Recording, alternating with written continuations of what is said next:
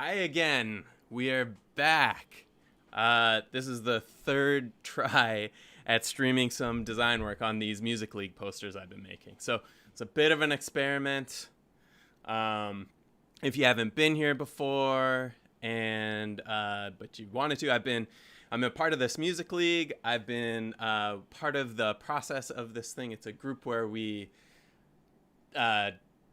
vote on music every week. We make collaborative playlists, and then we compete on them. And so we have this for multiple seasons, and every season I have an awards ceremony where I design posters for the group. So this time I decided, why not try and design these out in the open? It'll give me a chance to walk through my process a little bit, connect with my community back at home in Vancouver. I'm in Bali right now. And also sort of discuss some of the fun parts of design, how it intersects with music, politics, workplace democracy, all these sort of like fun areas that are maybe unexpected, but allows us to kind of go into some, interesting tangents of design and learn something along the way. And mostly this is fun. I just like ranting out a little bit, and hopefully we can get some discussion going. I love when people give me feedback on this.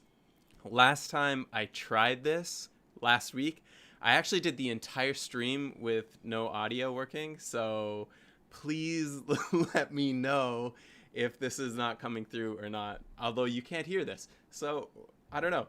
I got my little audio thing going. I did a little test. I think it's good. And hopefully you guys will tell me if this is not working. So here we go. It's a little off the cuff, a little bit stream of consciousness, but that's kind of my style here. So I'm going to do a little short recap of the last session, especially because it's muted. I did a little fast forward YouTube video so you could see the process, which I'll post later. But for now, let's just do a talk. So let's get on with it. Let's just get into the design and the discussion and all this stuff. We're gonna have some fun here. Okay, so let me just bring up my screen. Don't mind the cheesy transition here. All right, so we're back. So last time, when we were sort of in our first session, we kind of looked at 3 songs from our season 4 winners. So we have a playlist here that I made of some of the like songs people submitted through the year. We have our first place, second place, and third place winners. We have Phil, who submitted some good songs like this IDLES song, a Taylor Swift song, which we may also make a poster for. We'll see if we have time. We have KQ, or Kevin, who is a rookie this year. And so we have to decide which song of his to make a poster for yet, Rolling People or Fanny. And then we have Chris, who is won top 3 in every season. And this is a group of 30 people. And he's gotten either first place or third place. He got third place this time. He is... The poster we started working on last week was Namesake by Noname. It's a very political song with a lot of really great lyrics in it. Go see episode 1 if you want to see more analysis of those lyrics. And it kind of gave me a chance to talk a little bit about politics and kind of showmanship and selling out and war and all these interesting tangents. And we even got into some workplace democracy, cooperatives, parts of my life that I'm really passionate about. And so we'll find as we go through these, if something comes up in my mind, I'll jump around a little bit and we'll maybe take a little bit of time to discuss a piece here or there.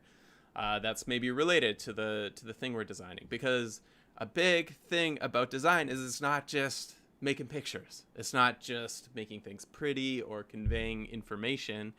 A big part of it is communicating ideas or applying meaning, or it is communication, but the big part of it is not only just even the content itself, but it's the context that that content sits in.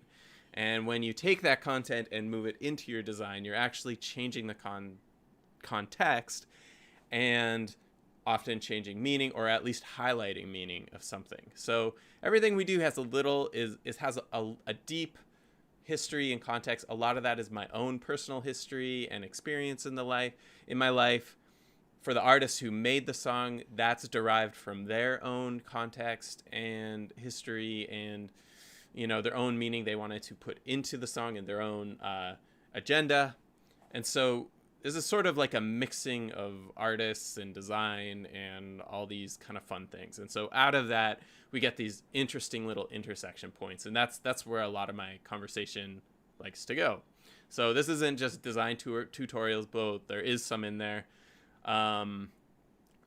It is just discussion about all things work and social things and anything else that kind of comes up. And so I love to know that, people are actually kind of paying attention. I don't have any viewers. I'm not promoting this like crazy, but for me, it's kind of fun. And I hope some people get some value out of it, or at least some entertainment watching me fumble around in Illustrator and ramble away.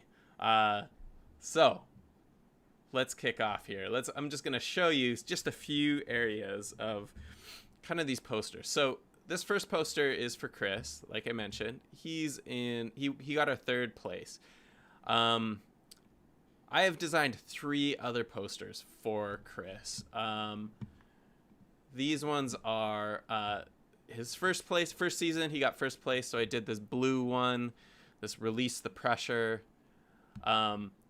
Season 2, he also got first place, and so Larry Heard, Can You Feel It? So this bright red poster here. So blue and red, I wanted those to kind of complement each other, so I used these very primary colors, which brought me to, in this last season, he won third place with the La Tigre Decepticon. And so this one, I wanted it to fit with these, because it's none of these in my mind sit in isolation. They all have to sit on his wall if he's putting them up. They should tie together in some thread. We've got like this bar at the bottom that makes them consistent, but other than that, I like to keep it loose. So the design's loose. They shouldn't have to stick together. They shouldn't need the same typefaces, but I do want some sort of complementary thread. So in this case, I used the same red from the Larry Heard poster, and then went with a purple to kind of sit between the red and the blue, just so they're not too close to each other. They're a similar style, and they kind of looked like it's building a bit of a series. And so with this season, he got third place. He's not going to have any room on his wall. I mean, we'll see. He might have to take some things down, take some old season posters down. Like I said, I don't even know if he's putting them up, but I'm going to design as if that's the play. That's what's happening. So on our first session, I went through a few like quick iterations of maybe what this poster could be, and intentionally making it kind of ugly. I just wanted to look at the concept. So a big part of it was looking at the lyrics. That's the most important part. The way I designed these is I want it to connect a song that meant something to the winner, and it has to be a song they submitted during the season. Often when you submit a song, you write a comment about, hey, this song meant something to me, or this is why I chose this. And so that's very helpful for me knowing, what kind of made an impact. Now, for noname, Chris is quite a political guy like myself. He's into worker-owned co-ops. He cares a lot about social justice.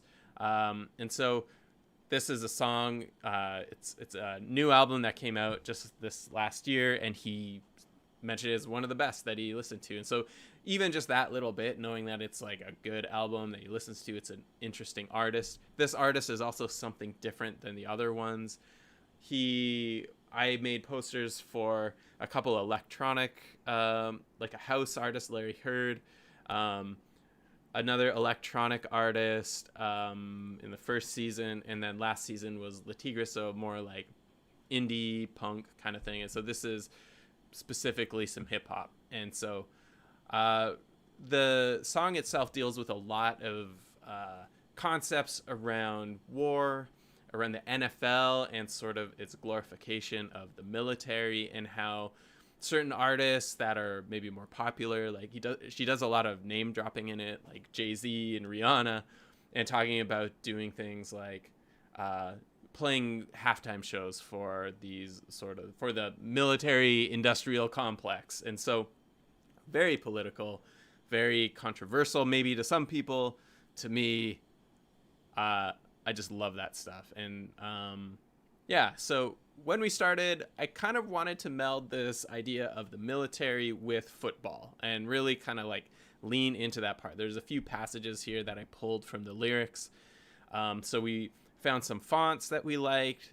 We kind of got this idea of maybe using like the lines of a football field, and maybe they can also double as bullets and bullet trails or missiles or something like that. And maybe had the element of like a nuclear bomb, like some bombing in there to kind of like tie that link together between the NFL, the military, and to sort of like highlight some of the themes of this song. And in some ways it's a little bit ironic, showing like a football thing for like a very anti-football concept, but it kind of gives us it's a little subversive in that way. And that's one of the things I love about graphic design specifically, is those sort of opportunities to maybe show contradiction, or make a show an irony, to really point out, hit you over the head that, you know, there is something absurd about something we take for granted. So in that case, the NFL, right? We have like the NFL football,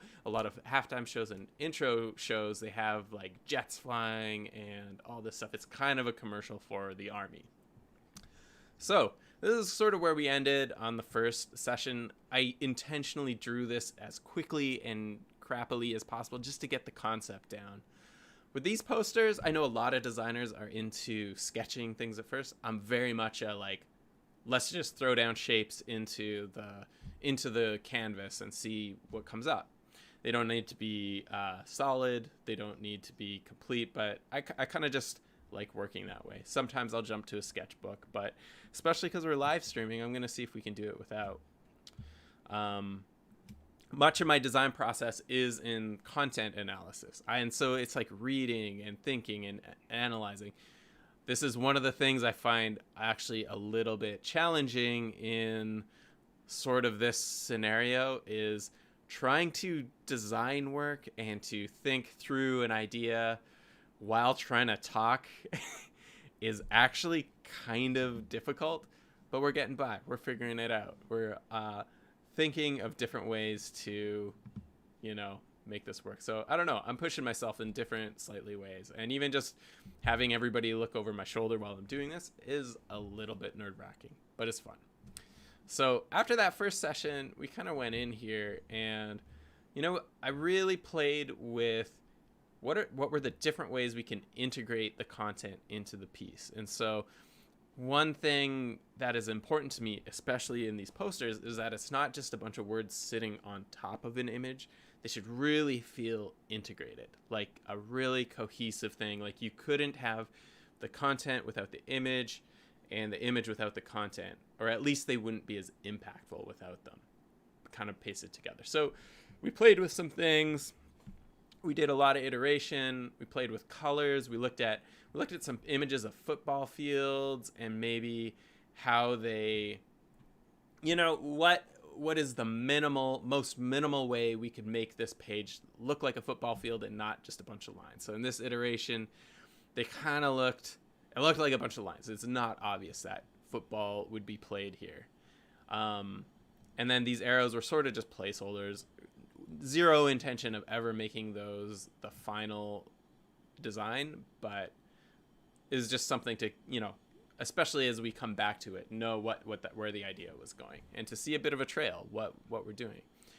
So in the last session, which unfortunately has no audio, we had some good discussion about some of these concepts that, you know, you're just going to have to believe me, because I'm not going to do a voiceover for that. This is an experiment. I'm going to embrace every failure that I make. I just made a 2-minute sort of fast forward so you could see visually the steps I took to get here, which may be helpful if you're trying to learn graphic design, or want to just see my process a little bit, or just want to see me crash and burn a few times, because that definitely happens. That's an opportunity to do that. So in this section, we sort of just, you know, added these little tick marks, added some end zones, adjusted some colors, tightened down the words, got them kind of repositioned in different places on the poster. And this was the second last iteration. And then by the end of it, we came to this. Again, it's not perfect. There are elements of this that I'm not quite happy with yet. I'm not sure. These bullets are, again, placeholders. They might look something different. I don't want to spend a lot of time on these details until the concept feels solid. And we're getting there. I think this poster, it needs some love. It needs some of these lines are looking okay, but it's not quite speaking to me as bullet lines yet. But we're getting there. I think the typeface works. We're using United by House Industries. I think it's just perfect for this kind of thing. It's designed. There are different, like, just dozens and dozens of weights and styles with this one. It's really a workhorse display font, which is actually, you probably could use it in some contexts for body copy in short passages. It's so diverse. But it's got this really nice melding of like a varsity college look with military. And so like the stencil in particular, I think really connects these two. This is a stencil block serif. Oh my God, I haven't even talked about serifs for so long that, yes, square ends, these little tick marks, often they're rounded or pointed, but these ones are very blocky. I just feel like this conveys that military feel so strongly. We also did like a fun little logo parody in here. Like, often the one element that is also on all of these posters is I'll have some lyrics usually, and then for sure the name of the artist and song, just so you know where those lyrics come from, connects it to that song a little bit more. And so this one, I wanted to add some sort of logo to the football field. Sometimes there's usually a team logo in the middle. That could be a thing, but I'm a little bit weary of, you know, making it clash with these pieces of text. So might come back to that. There's also this, so having the NFL symbol, it's a little more common to see it in like the corners, maybe with some other logos, but, you know, again, this could use some tuning. The words look pretty good and pretty close to the NFL logo there, but obviously it's not curved. I don't know if we will go that far in this. Maybe just the no name part to like contour this text down here. It's going to be a little bit of work to get there, and it really depends on how far we get in this poster process. Because, hey, a few reasons. This is not paid work. This is for fun. This is also, I have a time constraint on this. I got to get all these 3 posters done before our awards ceremony, which is June 22nd. So, you know, I got like a little bit more than a month to get these going. So we're going to kind of leave some of these details to the end. And you know what? Today, I feel like I need to let this poster marinate some more. I'm not going to dive into this one anymore today.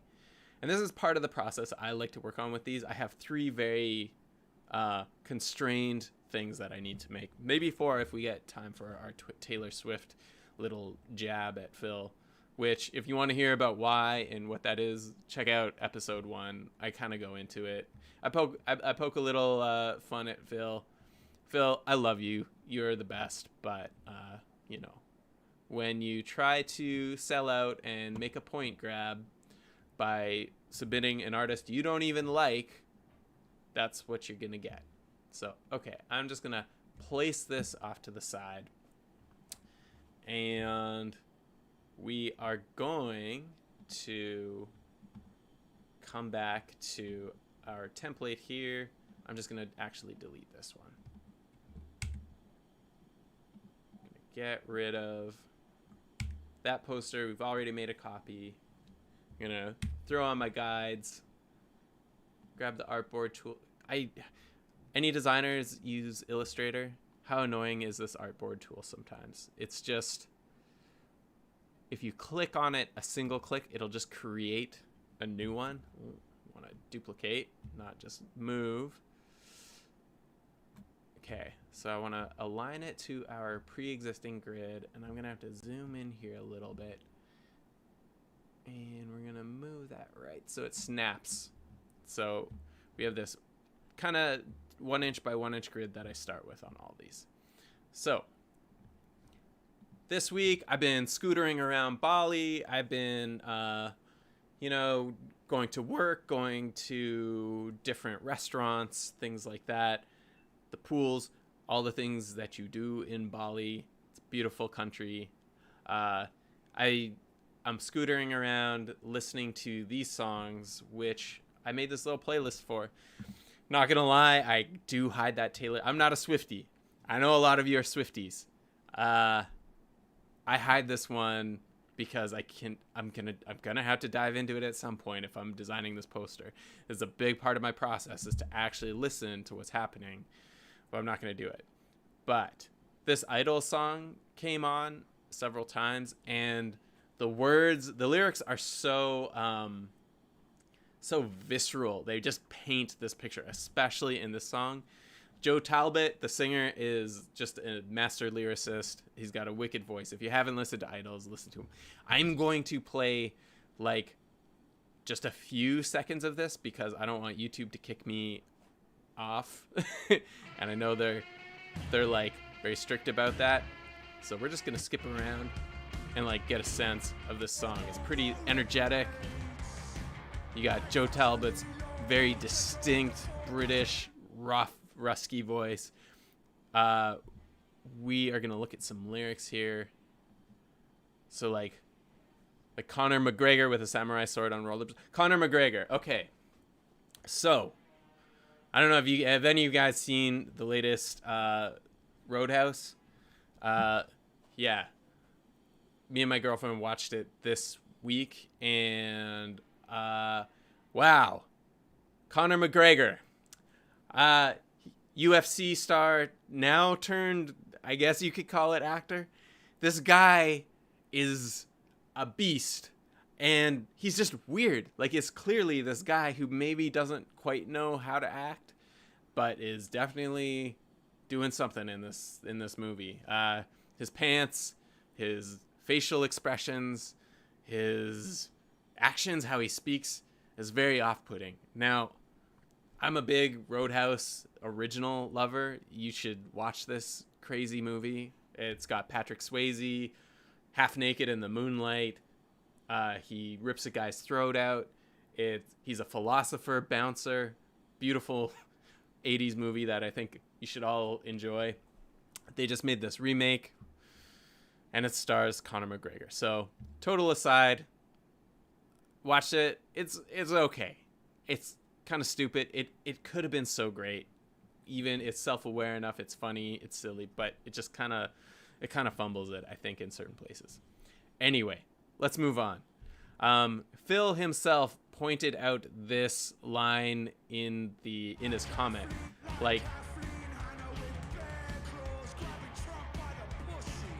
so Kathleen Hanna with bear claws grabbing Trump by the pussy. That's a very very visceral image. I'm sure a lot of us can get behind that. Kathleen Hanna, of course, from, is it Bikini Kill? Or am I here? Oh my god, this is embarrassing. But let's see.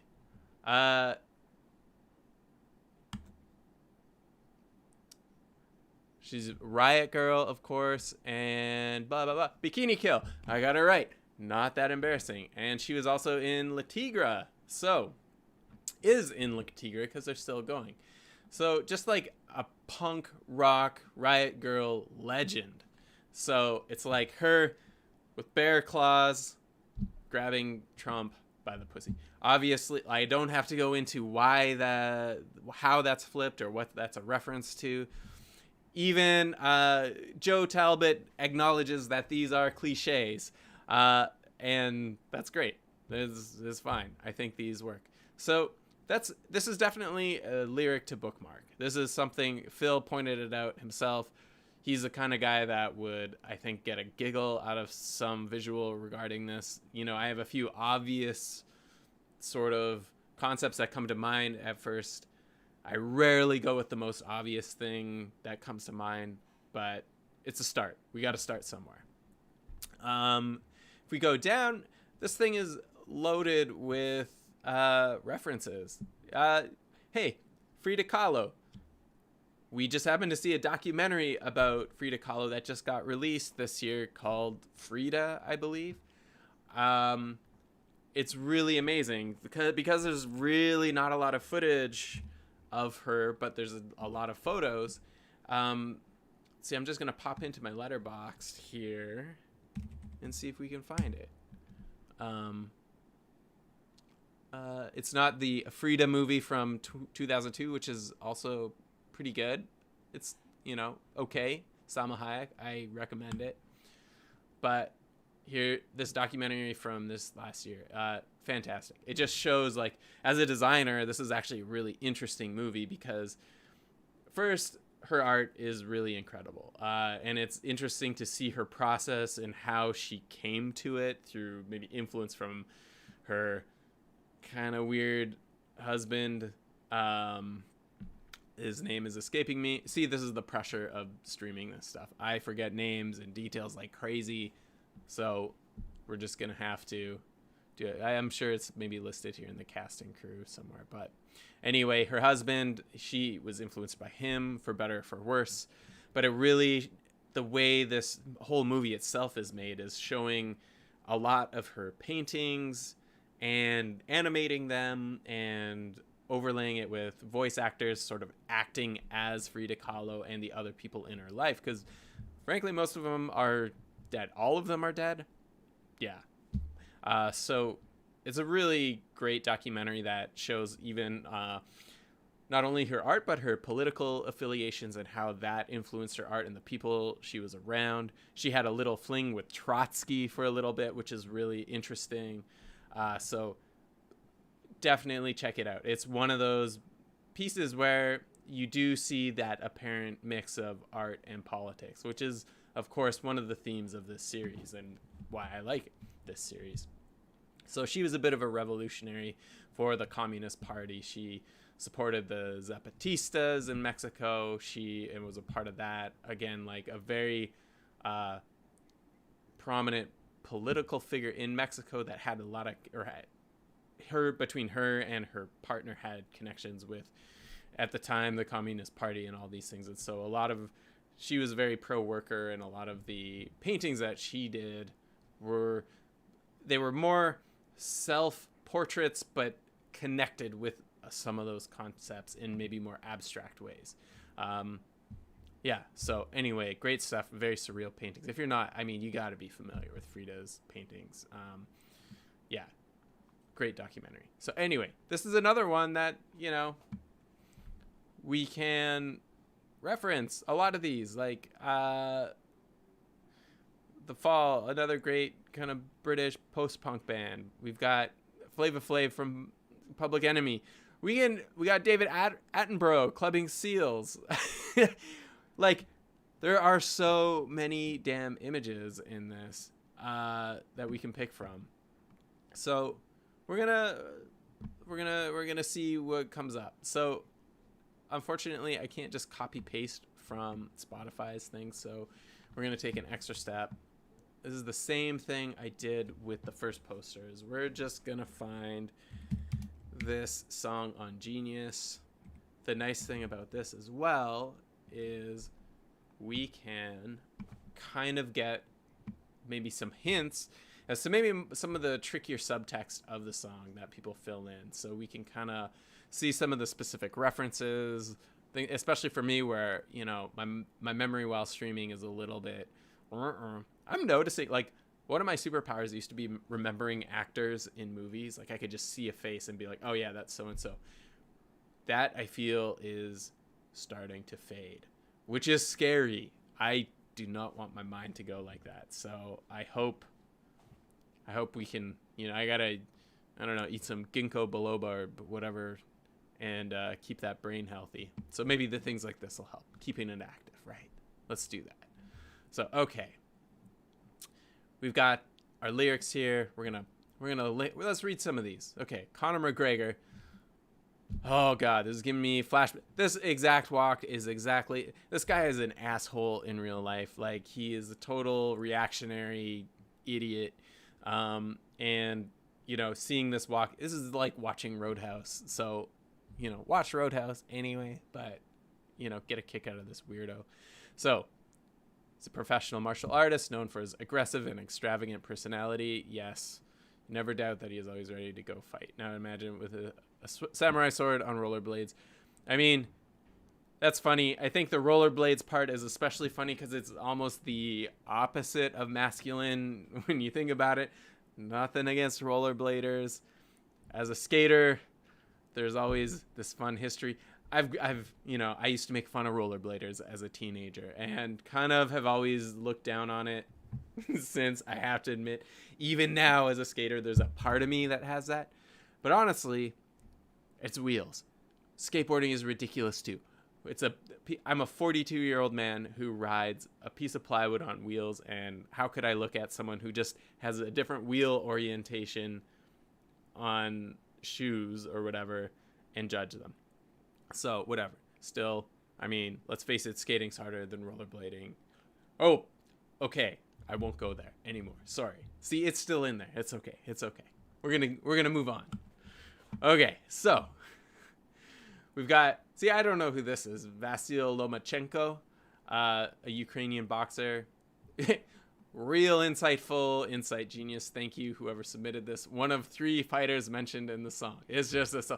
Obviously, this person has no idea about what this reference is about either. Who knows? This is not one I'm going to design for because I know nothing about this person. Conor McGregor, candidate. Kathleen Hanna, candidate. So let's read this one that we're thinking about here. So, Kathleen Hanna. This is ripped straight from that Wikipedia page we saw, isn't it? Yes, Bikini killing La Tigra. I'm pretty sure it says a prominent feminist figure. I closed that tab, so I'm not going to go back to it and find out. Who cares? In this song, she's portrayed as grabbing Trump by the pussy as a satirical nod to Trump's locker room talk from 2005 that surfaced during the 2016 election.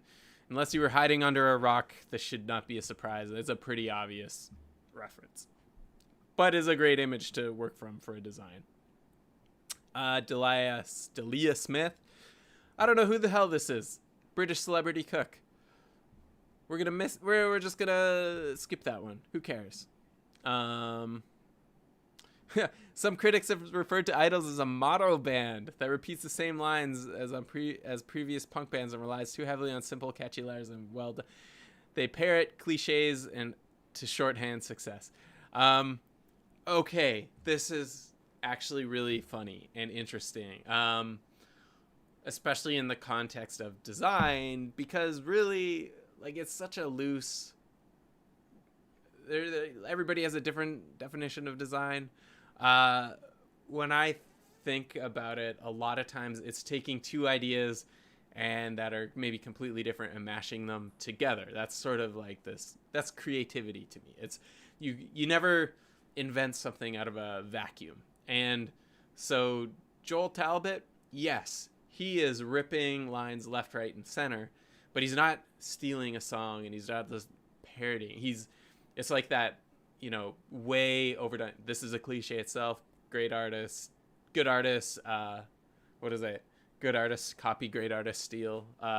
Yeah, so he is not copying anybody by any means. The music is very different. It's original.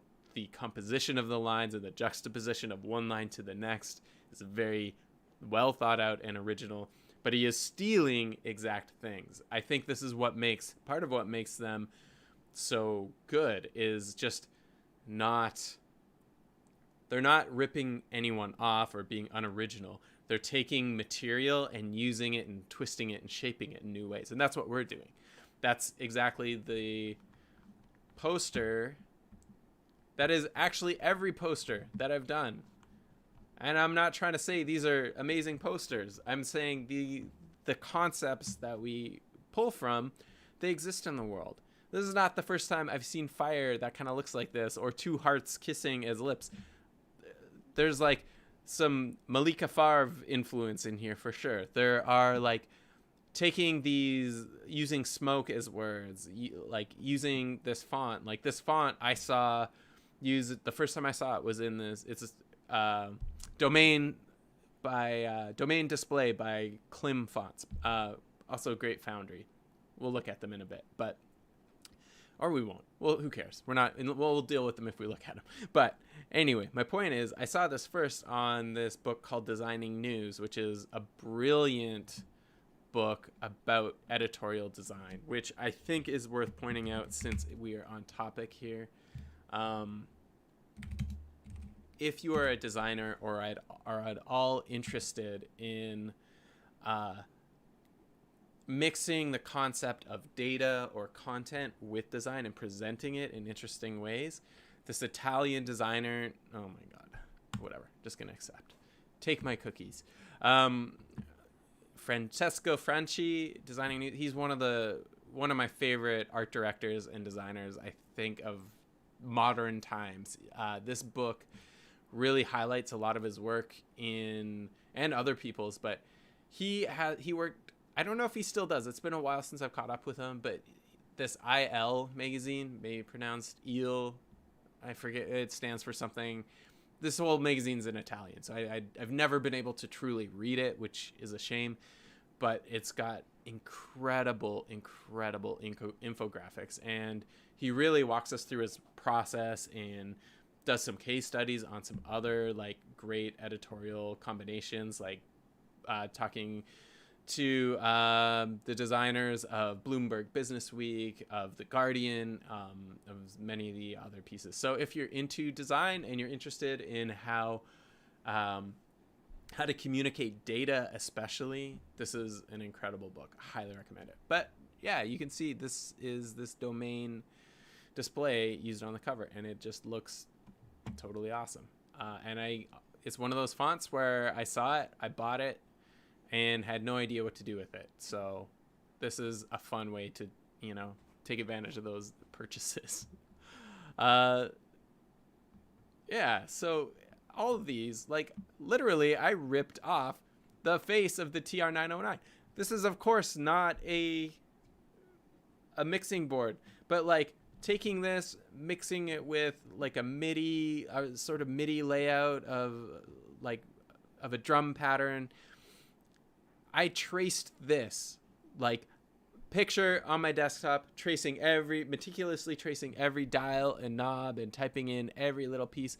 It's not a photo, it's an illustration, and then changing just a couple elements to make it something different and original. Now it's not the most original thing, but it's just that composition of it being, the fact that it is on a poster is itself part of that message.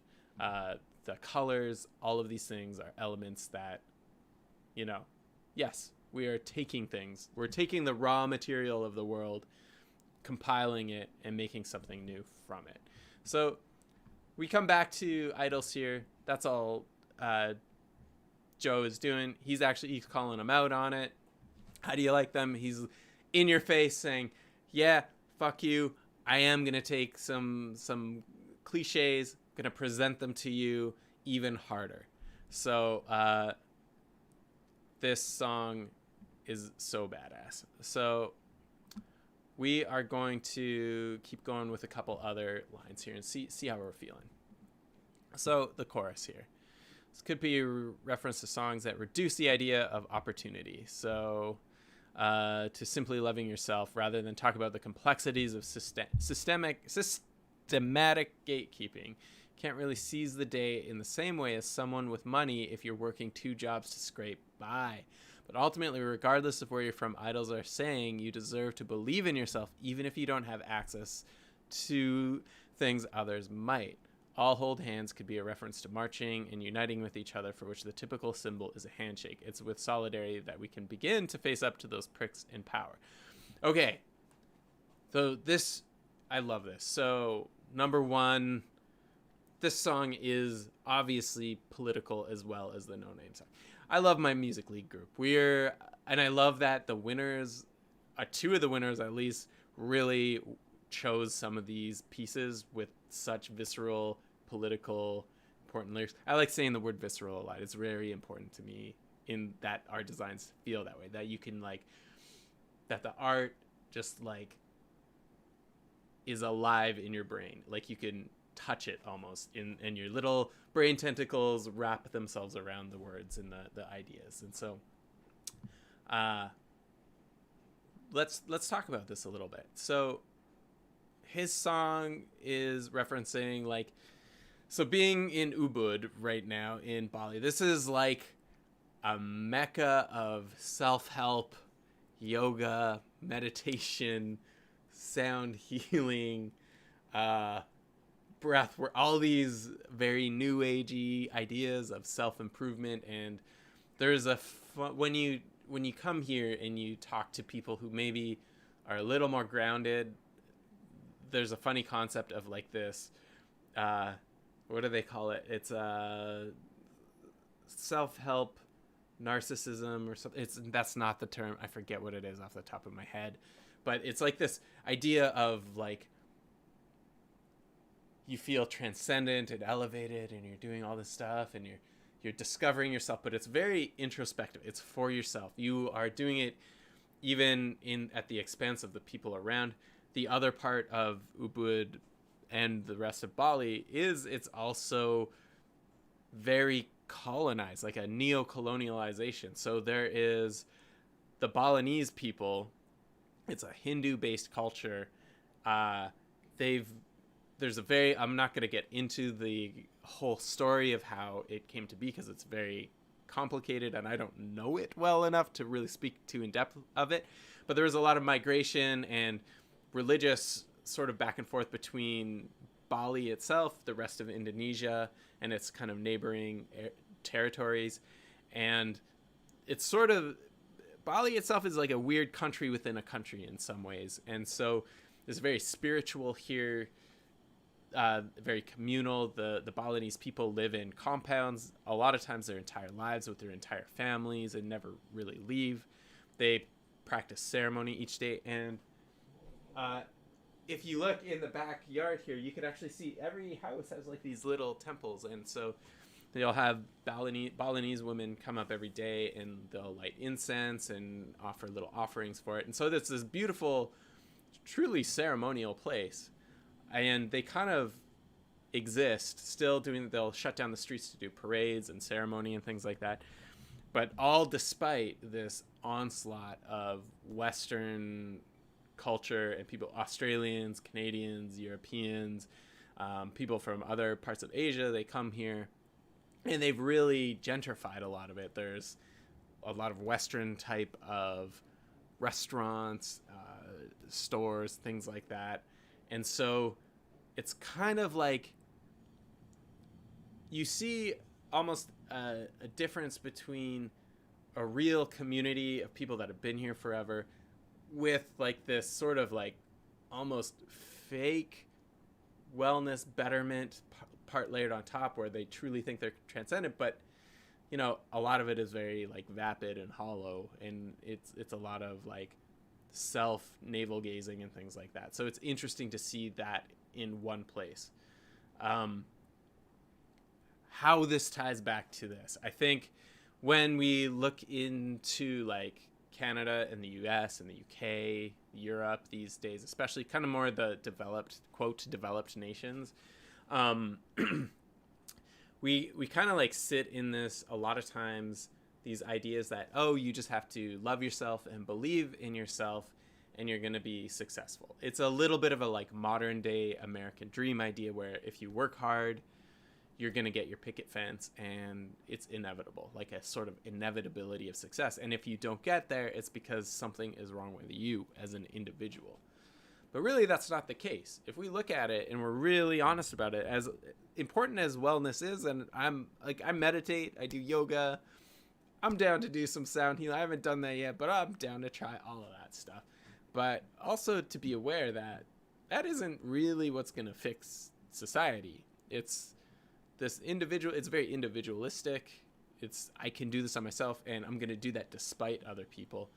Whereas like the Balinese way or other ways is like it's communal. We're here for each other. We're gonna hold hands, make this happen the way we want to do it. Now the Balinese aren't revolutionaries or anything. They're very,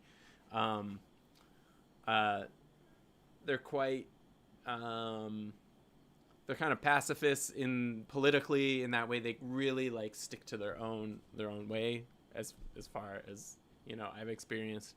And so, but they care for each other, which is kind of revolutionary in some ways. And so when we talk about the West, it is just, you could do all the self-help you want, but really your livelihood, like how to eat, how to have a good job, all those things are really dependent on a lot of factors that are usually out of most people's hands. It's, you know, if you don't get into the housing market, for example, you are constantly struggling with rent, rising rent prices, rising expenses. And even if you do get into the housing market and you happen to be lucky enough to get a mortgage, most of your home is still owned by a bank and you're stuck there. And to really have that transcendent thing, or even to have the goal that transcendence means having stuff and everything, is it's impossible for most people. We are full of poverty and it's of no fault of their own. They can't just find themselves and get out of their warehouse job at Amazon or whatever it is. Not that there's nothing wrong with a warehouse job, but in our economy, it doesn't give you the resources to really even start having a fulfilling life in those ways.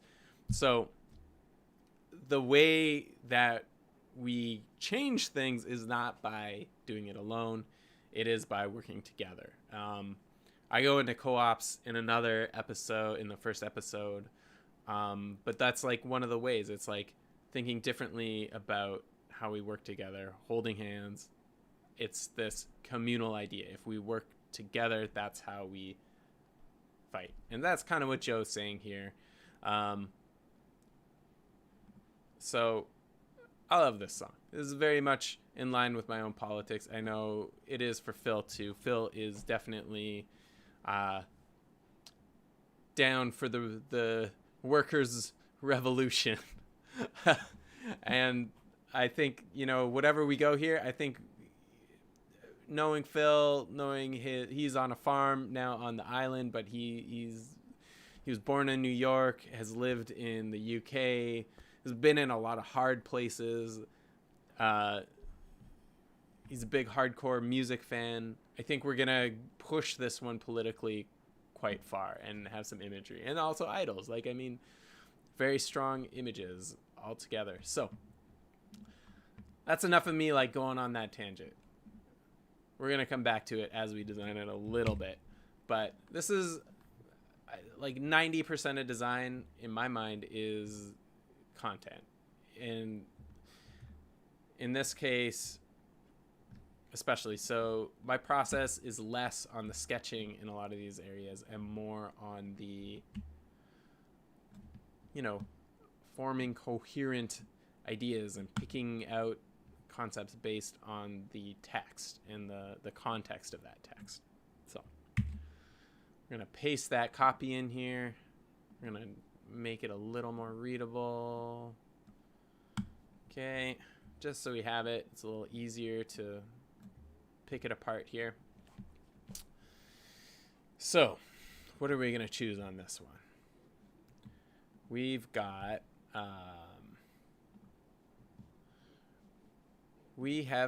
sorry, just doing a little check here on a few items, make sure my stream's still going.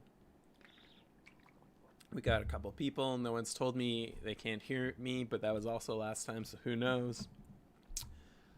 So, let's pick out some candidates. Conor McGregor with a samurai sword on rollerblades. Fantastic imagery. It's fresh in my head with Roadhouse. The thing I'm not sure about is how familiar Phil is with Conor McGregor. And honestly, like, if I think of the most obvious imagery, samurai sword on rollerblades, I know I could do something cool, maybe just minimally showing like a bloody samurai sword and a rollerblade track or wheel or something like that. Could be a direction. I don't love it. I think it's okay. I don't think it's going to connect with Phil as much. And I think, you know, we're gonna I don't want to totally eliminate it. We're gonna give it just maybe a mid color. Let's give it yellow, just to highlight it as a possibility. Vasyl Lomachenko, I'm not even gonna go there. Kathleen Hanna, this one was our primary pick. I'm gonna mark it green. It's a little hard to read on this dark gray background, but I kind of prefer the background for designing. It's a little easier on the eyes, so we're going to keep it. Delilah Smith, going to miss that one. We could do chorus, but I think, again, it's cool. We could do something, seize the day, hold it. But I think the opportunity of, we already have a visual. Let's take the easy path. I think Frida Kahlo is cool. I think Frida would, you know, be appreciated by Phil as well. I'm not sure how much into art in general, like art history and like the surrealism stuff Phil is into. So it could be a bit of a gamble to go here. And it's tricky. It's hard to do Frida without doing a picture of Frida, especially since all her art is her own. So this one might be a little bit tricky to kind of, I don't know, arm the poor on your fuck off wall it's again like, what is a fuck off wall? This is going to be a hard one to design for. So I'm going to downgrade that to yellow. Tracy Eamon, I don't know who that is. Flavor Flav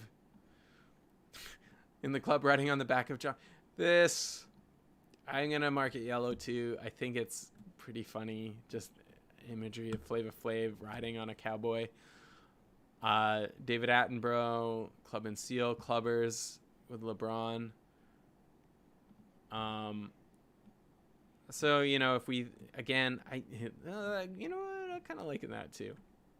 Well, let's mark that down. So, like, if we take these into the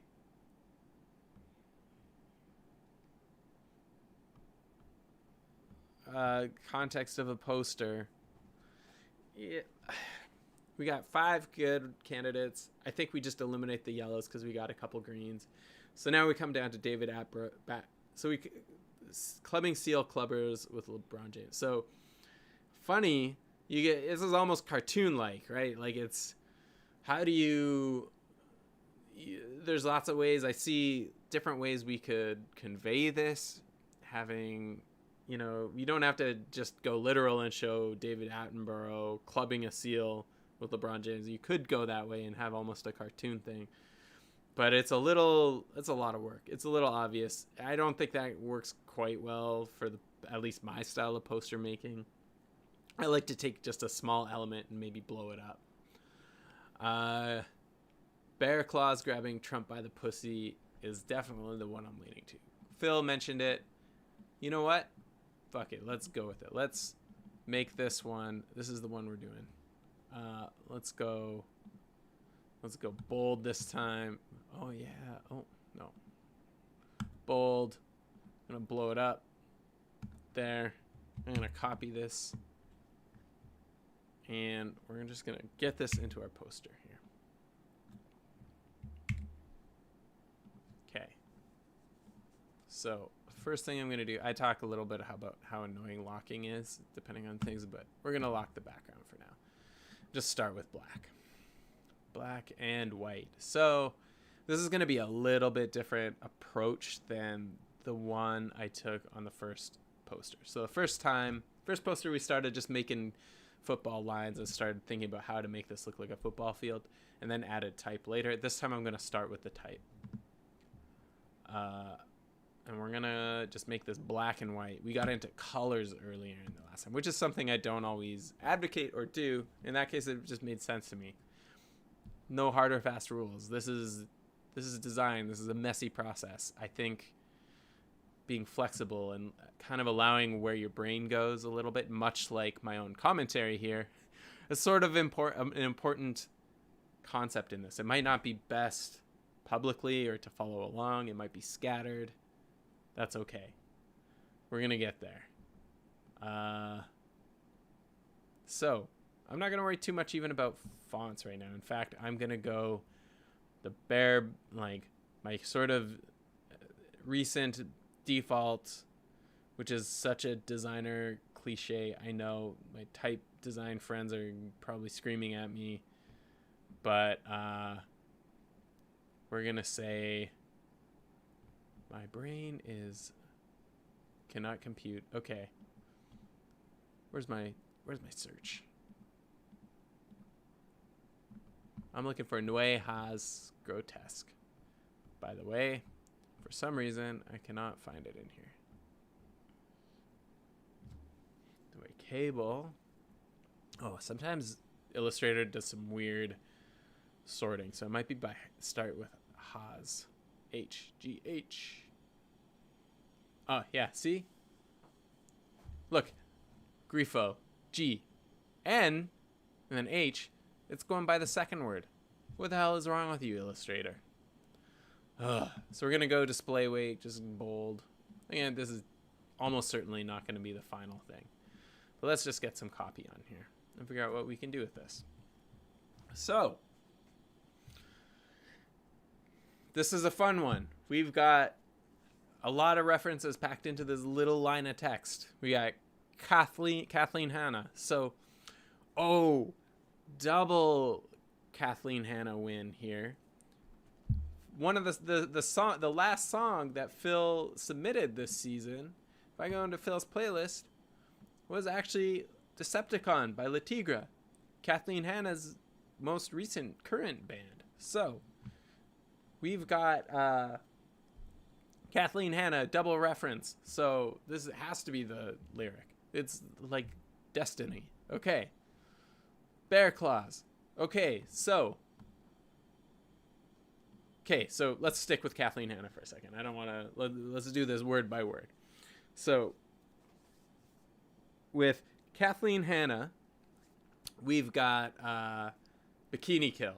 We've got this idea of Riot Grrrl, which is very like, if you're not familiar, it's sort of this maybe 80s, 90s for sure punk movement where it was like a backlash to a lot of masculinity in the punk scene and just misogyny, because, you know, as like anti-establishment and counterculture as punk was and is, a lot of it was bullshit. A lot of misogyny. There's still like racism found in certain circles of punk, even in areas where they were like, yeah, we're not. So it's never been a perfect sort of social justice-y kind of arena. Kathleen Hanna and many other women during that period of punk rock. There's a couple good documentaries out there that maybe I can find and link up in the description. They talk, it's sort of this reaction to this misogyny in the music scene itself and in punk, where you have these like fucking badass women being hard, making this hard music, and kind of like, I'm gonna find some Riot Grrrl aesthetic, because I think in its own right, it's this own almost fashion and design movement that sat alongside the fashion and design of punk, which, you know, you don't think it's deliberate and like, what is this? But all of it, we're all in subcultures, and what am I saying? Let's just find some Riot design. Here, I'm speaking while typing. This is a bad idea. Riot Grrrl. They do this Riot Grrrl thing here, right? So there's a zine from it. A lot of this, like, oh, see, this is great. So we got a lot of this pink and black and white kind of concept. This is actually one of the documentaries I'm talking about, Riot Grrrl, the 90s movement that redefined punk. Let's look at Wikipedia here. So, underground feminist punk movement that began in the 90s in Olympia, Washington, Pacific Northwest. A subculture movement that combines feminism, punk music, and politics, and is often associated with third wave feminism, sometimes seen as grown out of the Riot Grrrl genre. It has been described as coming out of indie rock, with the punk scene serving as an inspiration for a movement in which women could express anger, rage, frustration, emotions considered socially acceptable for male songwriters, but less commonly for women. It addresses issues as rape, domestic abuse, sexuality, racism, patriarchy, classism, anarchism, and female empowerment. Primary bands mostly associated with movement by our own, Kathleen Hanna's own Bikini Kill, Bratmobile Heavens to Betsy, Excuse 17 Slant 7, Emily Sassy Lime, Huggy Bear, Jack Off Jill, Skinhead Teen, Queercore, some great bands there. You should check them out. So while I'm designing this, I am definitely going to be making myself, I think, a little Riot Grrrl playlist, because I think this is definitely, there is a clear direction in this. And so we're going to really lean on this aesthetic. I think we just have to, right? It's like, there's a lot of ways we could go with it, but I think having some fun, maybe looking at some zines for inspiration, just looking at the fonts that were kind of used. A lot of them are hand drawn. So a lot of them are like cut out of like almost like the ransom note aesthetic with different letters cut out of a magazine. So that's a much different direction than I'm used to, which could be fun to push this into. So just like getting these ideas out is kind of fun. So where do I record this? Where do I put some ideas like this? Well, I think I'm a little visual, so let's just maybe come back into here and start. I'm just gonna I hate how Google does this. You know what? I'm gonna do the cheap and dirty way, because I don't need detailed images. I'm just gonna screenshot some of these.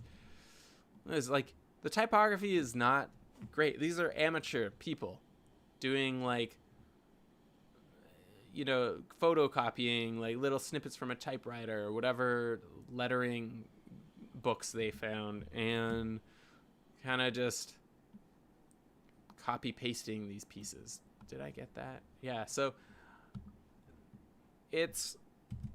these are amateur designers, but they are designers nonetheless. And it doesn't actually matter that they're not professional designers. And in fact, if professional designers did this, like myself, it would probably wreck it. So my shit ain't going to be as impactful or as good or as aligned with any of these, especially for the time and context with which they were made. We just got to accept that we're not going to get there. And that's okay. But we're still going to do our best to give it a faithful representation. So here's that like ransom note aesthetic that, you know, I'm thinking about. It's like very markery and all these letters. So there are plenty of great concepts to mine from here. I love this like handwritten stuff. So like, I do think, you know, for me especially, I like to lean on my geometric, like grotesque sans serifs and things like that.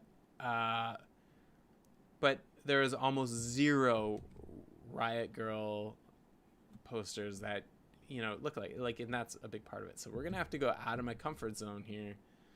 I might have to hand draw some stuff and kind of scan it in. But yeah. But like, notice the colors.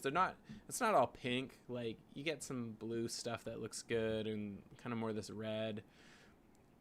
You got Pussy Riot, which is arguably kind of a like modern day. I'm not a big Pussy Riot fan myself, but I think it's interesting and compelling.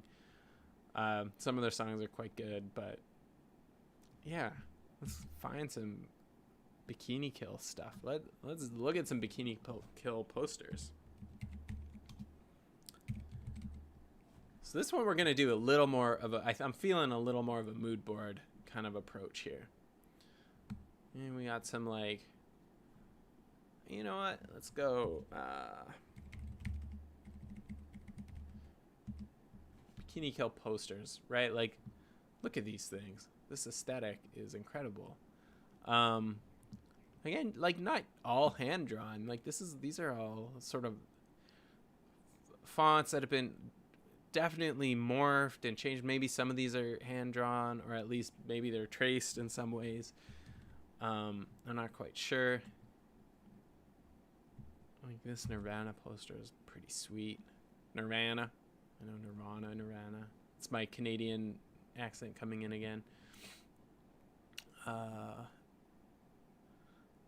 See, someone does these Swiss-based designs on these. Okay, this is a little bit of a like self-conscious piece for myself because I tend to design in this sort of Swiss design a little bit. But when I see the like, there are some designers, no offense to them, but they take like these bands and kind of apply a Swiss look to them. It's kind of interesting. I don't know. Is this actually a poster? I think this is just Swisted. I think is. Yeah, I know this. Like, obviously, I have a lot of common. My style is very similar to a lot of this for sure, which is nothing innovative for a graphic designer. But I can't help it. I love it. But I think when you do this to certain bands, it just doesn't. It loses the meaning. It loses the heart and the grime of what this was. Because I think this is such a like, fuck, that's a sick poster. That illustration is so cool. This is kind of like conceptually a lot of the areas I like to go, combining things and mixing them up and putting things where they maybe shouldn't. That's fun. Yeah, so good stuff. We got some good material. We got so much material to mine from. That period of time produced so much interesting graphic design and illustration. It's so cool. So, what else we got? What else? First, I'm going to take some of these screenshots that I pasted. Don't mind my messy desktop. I'm going to take those. I'm going to select bop. I'm just going to dump them in my Illustrator file. Okay. So I'm going to make some room here. I'm going to push these other references up closer to the top there. That's going to be Chris's zone up there. These I'm going to put kind of over here. Maybe spread. Oh, I got a double. Why didn't you guys tell me there was a double?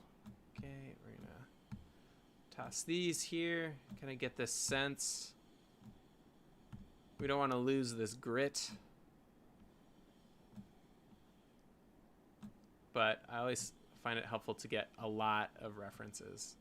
I'm going to get rid of the Nirvana one because that's mostly Nirvana. It has elements that are maybe interesting, but it's very definite not a Bikini Kill thing. We don't want Nirvana out of the limelight. I love you, Nirvana, Kurt Cobain, all that, but this is about Kathleen Hanna right now. Okay, let's go to the next term. Bear claws. Obviously, this could be a bear claw. Like an actual mammal claw with sharp nails, claw. Wait, so is a claw the whole hand, or just, I thought each thing is a claw. What the hell? What are these? Nails? Oh God. You guys got to help me out. I know there's a couple of you viewing, so tell me Why is a bear claw both the each individual nail and the hand part? Or am I completely blanking on what a bear claw is? So, okay, Google image search is funny. So we've got actual bear claws that look like this. We got some maybe visual references, you know, whatever. I don't know if this is the route we're going to take. But we're going to take some pictures anyway, because you never know where this inspiration sort of pops up in weird ways. So let's just take some bear claw. This is the other one that was in my head from the beginning, too, is the donut bear claw. I don't think I've ever actually had a bear claw donut. It's weird. It just seems like a standard donut, but they, for no reason, split it and gave it fingers. I don't know. They look good. I'm kind of a pastry guy. I like my donut every now and then, but I don't know how.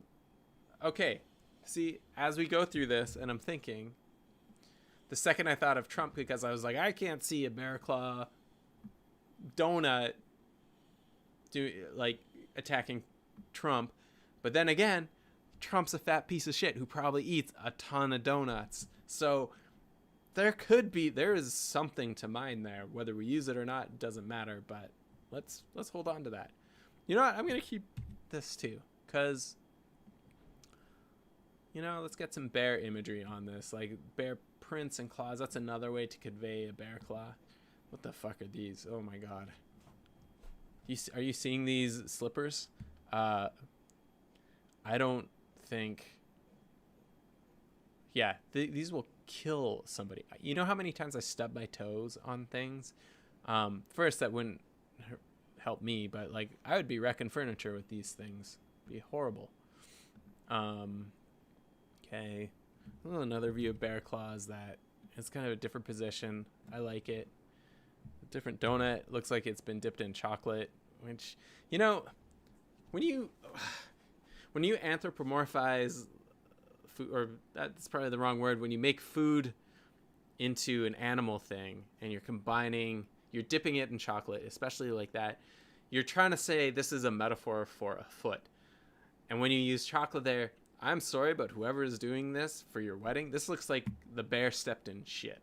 So this is a bear claw in a pile of poo. Don't do this. Don't. Not for your wedding. Oh. Is this... Okay. We got like a bear claw necklace. Now, obviously I don't think this is going to be the thing. But, you know, the idea of combining claws and clothing, at first, I'm going to be honest, I wasn't sure if this was a pastry with claws out of it, which, another thing, you know, we start like thinking about these different items put together, wild ideas come out. So it's important to take all of these seriously, even if if the first instance of an idea isn't quite there. Let's take this little illustration here. This is some stock photo. We're not going to obviously use this, but, you know, just different ways of showing bear claws. And this is just one search. We can go, God, you can look at tattoos, and I'm sure there's a lot of cheesy tattoos, and maybe some, oh God. Apparently you should never get a bear claw tattoo. Most of these are pretty god awful. There's this kind of thing, though, which, although this is also very cheesy, the concept of claws ripping through the poster, and it could be something that we actually look at. Yeah. Good God. Don't get a tattoo like this, please. And if you have one like this, I'm sorry. I'm sorry to have offended you. But, yeah. Just don't. God. There must be good. See, like, yeah. Let's not even worry about this. Okay. I think we got enough bear claws. We get the idea. Let's drop these in there as well. Ugh. Come on. There we go. No. You guys get to see me fumble on my desktop here. Deselect these. Okay, and I'm gonna drag him on. Did I miss one? I think I got him on. Okay. So there is a fantastic book. I will link it up in the notes, but it is another fantastic book by a guy who I have no idea who the name is. I don't even remember the book. This is a horrible story. I should research this before, but you know, because of the stream of consciousness stuff, it kind of comes to me in unexpected times.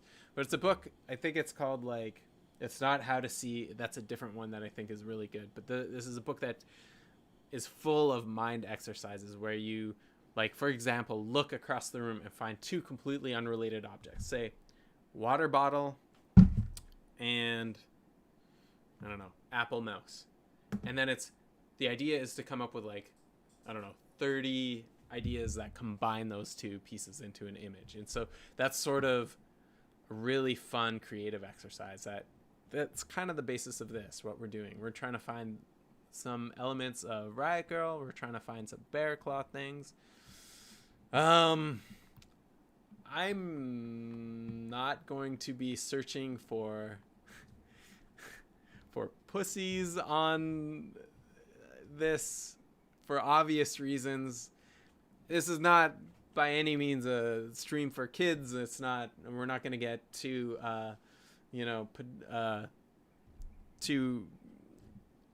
too like fussy about being I'm swearing, I'm using, like, obviously this isn't a thing, but you don't need to see images. We don't need to get vulgar on here, so I will spare you that. But if in our minds we might think about like that shape and be a little bit obscure with it. Maybe there are some like artistic ways to convey a vagina in a way that is like a little more subtle or uses other elements. We'll keep that in the back of our minds, but let's do that one by memory for now, so we're not inundating you and so I don't get pulled from YouTube. Now, Trump, this is another one. There's gonna be so many Trump images. This can be sometimes a hard one to go down because there are so many images of this person and they're all kind of the samey, like, garbage. You know, there's some cliche. There's so many cliches about Trump also, where it's almost become like, I don't know, too obvious to do some things. So let's take some like classic things. God, feels weird to have Donald Trump photos on my desktop, but this is the, you know, the process. I'm gonna grab him here. This ugly mug. God, this guy's such a tool. Let's see. Let's go body. See what that comes up.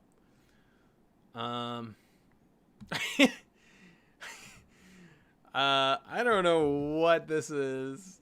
I don't know if this is fake or this is real, but it's a pretty good. It's pretty funny. See, we've got some other like ways people have played with this. Good God. Trump fans. Sorry if you are one, but you're, God. Sorry, not sorry, I guess. This whole Trump as a strongman thing is pretty hilarious. Like the physicality of this man.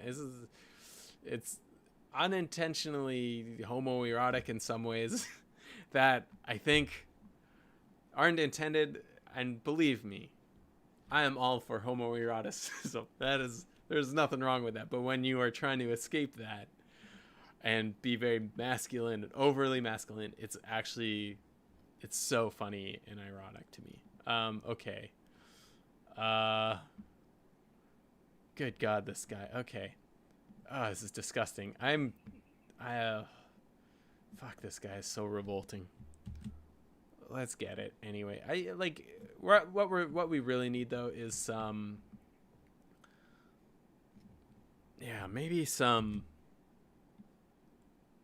God, who would want a life-size cardboard cutout of this man? Okay, really, like, I think looking at his suit, is a pretty standard suit, a black suit with red tie. We could imply Donald Trump simply because, like, we'll already have lyrics on here, so we don't even need to show, like, his face. I feel like that's almost a cliche.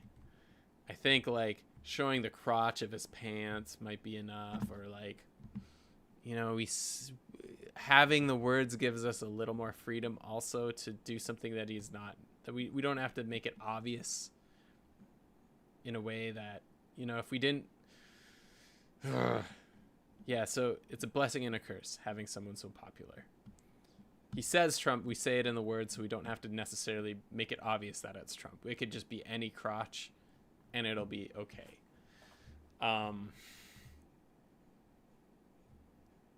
Yeah, we're gonna,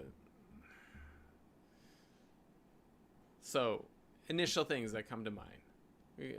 I'm thinking maybe, like, because Riot Grrrl has such a strong aesthetic, let's go with some Riot Grrrl aesthetic here. Like, my writing is horrible, but maybe that's actually a plus in this situation. We've got this very, like, scratchy stuff, so I might actually have to go and do some sketching for this, which, you know, maybe I'll do that next session. Maybe I can figure out how to set up my camera above and just start, like, sketching out some of these words with a marker or some pen or pencil, and just see if we can get some good letters that we can use. So that could be an interesting way to do the lettering on this. Or else there's other ways we can kind of do it a little easier, kind of sticking with the type maybe in this typewriter font, which is pretty common in these pieces, or doing some just, yeah, there's handwriting. We could easily make some sort of magazine cutout look. Now, ideally, if I had a scanner here and some magazines, which I really don't, I would actually cut these out and take a photo. That would be the way I would do this back in Vancouver, but I have 0 magazines. I don't even know where to buy a magazine in Bali, so that one's a little bit tricky. So we could make this kind of work and find a way to, you know, work within our constraints and just do it digitally and distress them so they have that look, or we could, you know, just avoid that concept altogether. Here's another sort of way to do it where it's less obvious of the magazine piece, but different fonts and just arranged different ways, and, like, some in reverse, some shadow, just not trying to make it crisp and clean. Like this, it does not have the Riot Grrrl aesthetic. So that's what I'm thinking. Riot Grrrl aesthetic. And then, oh, we've got another part of Riot Grrrl aesthetic is collage. So this could be a fun way to do it. It's definitely far from my style, but maybe there's a way we can incorporate some collage and still this kind of, like, I want to still hold on to my style a little bit, that little modernist Swiss part, but don't want to make it as obvious as just Helvetica and some geometric shapes like I often do. So maybe we can take claw, like maybe an actual bear claw, maybe wrap it, like, cut it out, make it black and white, like, put it over Trump, put it over just a crotch, like a zoom in of a crotch. There's some things we can do with this. So I'm not going to get into a lot of that today. I think I need to sit on this a little bit. I need to think about this theme. I got to do some sourcing for images. Maybe we could spend the rest of this actually just finding more pieces to do if we thinking about the collage thing. So we kind of have, like, a direction we want to go into. This is far from a final idea or even a concept, but I think it's one of those places where we can just sort of paint. Let's go Bob Ross on this and start just eliminating elements. Maybe a bit of this poster has to be done in Photoshop to just, like, isolate items, do it in a crude way. But let's see. Let's look. What other pieces can we find? Let's see. Let's find more Kathleen Hanna.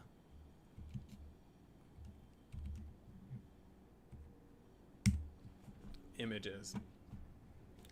Because I think she's cool. She's got like such a amazing, like, I love her style. Like, honestly, one of the coolest women ever. Look at that necklace. God. Those colors, bright colors. This is another place we can get color inspiration from. Like, polka dots. Picking out those little elements.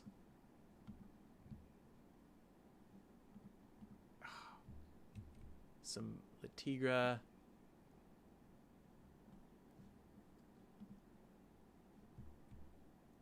Like, even in her clothing, her fashion is so distinct that these are areas, and like, we could use some of these images. Now, here's the thing I'm gonna say. I am full on going to steal any of these. One, because all of these images. I am not gonna license a damn thing for this project. Now, number one, this is a Bikini Kill punk rock poster. This is like, even the essence, this is very much in line. Like, you think any of these Riot Grrrl zines were like ethically sourcing their images? No, it was cut out amazing, pasted on, photocopied, redistributed, remixed. That's what we're gonna do for this. Part of the reason that I'm doing this and I'm going against some ethical, maybe design things, is because this is only going to Phil. This is going to my friend. I am not making a dime off of this. You could say that I'm benefiting from the streaming of this, I guess. There are 2 viewers here. I am not making a living off of this. So I'm going to steal. We're going to do this. Now, in a professional design setting, when you're working with a client, you should always license your stuff. Now, I'm licensing the fonts that I use. That's different. Like, any fonts that I use in all these, I've paid for. I don't steal those. Mostly, especially if these are independent type designers, like my friend Todd, who was on here a couple weeks ago, who I showcased his work. I think, like, even House Industries, an independent type foundry, support them. They're just small businesses doing incredible work, putting hours and hours into this stuff. People steal fonts all the time. Don't do it. Pay for your fonts. Even images, like photographers, illustrators, they work for that. We should go into, I said I was going to talk a little bit about AI and design when I posted this on LinkedIn. AI does this. AI just steals images and photos and copy and all this stuff and puts it together without consequence. I'm not saying that's right and we should be able to do it either, but that is like something that is really, it's one of the consequences of AI that it's very popular and we talk about it a lot. But it really puts a conundrum on us as designers now too, especially if you do use an AI tool for stuff, which I don't really condone. I mean, AI is kind of in everything anyway, so you can't really escape it, but I don't know. Here, I need to think about this more before I go into it, but let's take these. I'm going to post these in here. Bring in this badass woman here. Rebel girl. Look at this fashion. Incredible. Okay. So we're going to start here. I'm going to wrap this up pretty soon here. The thing I'll leave you with is, with like the sourcing and design and art is, so I've been doing these interviews with designers that I've known for, 10, 15 years since I've been in this industry. These are people that were into design and development, especially on the web. Right in the early days of from maybe we all got into it around the late 90s, saw the transition from web 1.0 to web 2.0, worked on websites. Many of us have grown into different areas of our career, into leadership. Many are still just doing production work and design and are more senior now or freelancing. And so I wanted to talk to them about kind of AI, but more about how their jobs have changed. And I know AI is sort of an impact. That's the rage. Everyone's talking about it. I think my personal thoughts are like right now, it can be a useful tool, but it's mostly kind of shit, especially when it comes to production. I'm not worried about it replacing like good, thoughtful design work, because it's not going through things like lyrics and sourcing images like this and really like thinking of clear, direct concepts that marry something together and speak from the political lens of a source material or the history of it, and bring all that context together into something special and unique. It can't do that. It's not gonna. I'm not worried about the replacement of that stuff. And the common thread through all of the things is that, of all the interviews I did, is that yes, it's more useful for people who wouldn't care about design anyway or good development anyway. The consequence of this is, of course, that there are a lot of people in the world that really don't care about that stuff. They don't care about the quality of content or images, and they are loading the internet with just this regurgitated crap that is often a superficial ripoff of a lot of this type of art and work. So it's like this dialectical idea that AI is not ruining the web or design or anything like that, and at the same time, yes, it absolutely is, because of like it's harder to find stuff, and it's not replacing jobs necessarily, but it is making our job less valuable in the eyes of others maybe. And there's all kinds of things that I want to get into more, but you know what, it's on the hour. I was a half hour late, but I like this at a 90-minute. Seems like a good spot to stay. Just some concepting.